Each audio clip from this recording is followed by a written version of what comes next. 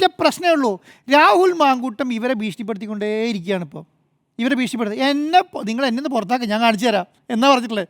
ഒറ്റ വാക്കേ ഉള്ളൂ, നിങ്ങൾ എന്നെ പുറത്താക്കി ഞാൻ കാണിച്ചു തരാമെന്ന്.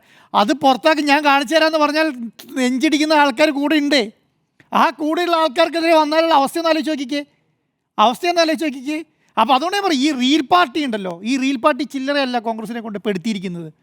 ചെറിയ രീതിയിലൊന്നുമല്ല, വലിയ രീതിയിൽ കൊണ്ട് പെടുത്തി. അതിൽ നിന്ന് ഞാൻ പറയും, നിങ്ങളൊന്ന് ആലോചിച്ച് നോക്കിയേ. ഉമ്മൻചാണ്ടി, KC വേണുഗോപാൽ, ഉമ്മൻചാണ്ടി, AK ആൻ്റണി, പിന്നെ MM ഹസൻ, അതുപോലെ തന്നെ പ്രധാനപ്പെട്ട ഒരു വലിയ നിരയുണ്ടായിരുന്നല്ലോ കോൺഗ്രസ്സിന്. ആ നിരനെ ആരെങ്കിലും നമുക്ക് ഇപ്പോഴത്തെ ആ റേഞ്ചിലുള്ള ആൾക്കാരെ കാണിക്കാൻ പറ്റുന്നുണ്ടോ? ഇപ്പോൾ ഒരാൾ മതിയായിരുന്നു ഇന്നത്തെ ആ ഒരു ഉത്തരവാദിത്തം. ഇപ്പം പറയാൻ പറ്റിയ ആളാരാ? രമേശ് ചെന്നിത്തലയോട് പാലക്കാട് പറയാൻ സമ്മതിച്ചിട്ടില്ല. എന്ന് കണ്ടോ, ഒരക്ഷരം മിണ്ടാൻ സമ്മതിച്ചിട്ടില്ല രമേശ് ചെന്നിത്തലയെ കൊണ്ട്. VD സതീശനെ കൊണ്ട് എന്തെങ്കിലും പറയാൻ സമ്മതിക്കുന്നുണ്ടോ? ഒരക്ഷരം പറയാൻ സമ്മതിക്കുന്നില്ല. പറയാൻ സമ്മതിക്കുന്ന ആരെയാ? ഇദ്ദേഹത്തെ സംരക്ഷിക്കുന്നവരെ കൊണ്ട് മാത്രമേ പറയാൻ സമ്മതിക്കത്തുള്ളൂ. KPCC പ്രസിഡൻറ്റ് വന്നിട്ട് എന്താ പറയുന്നത്? ഒന്ന് ആലോചിച്ച് നോക്കിക്കേ. KPCC പ്രസിഡൻറ്റ് വന്നിട്ട് പറയേണ്ട എന്താണ്?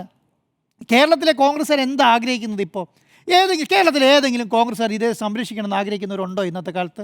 ഇപ്പോഴത്തെ സമയത്ത് ഞാൻ കോൺഗ്രസ് നിലനിന്ന് കാണണം എന്ന് ആഗ്രഹിക്കുന്ന ഒരാൾ സംരക്ഷിക്കണമെന്ന് വിചാരിക്കുന്നുണ്ടാവില്ലല്ലോ.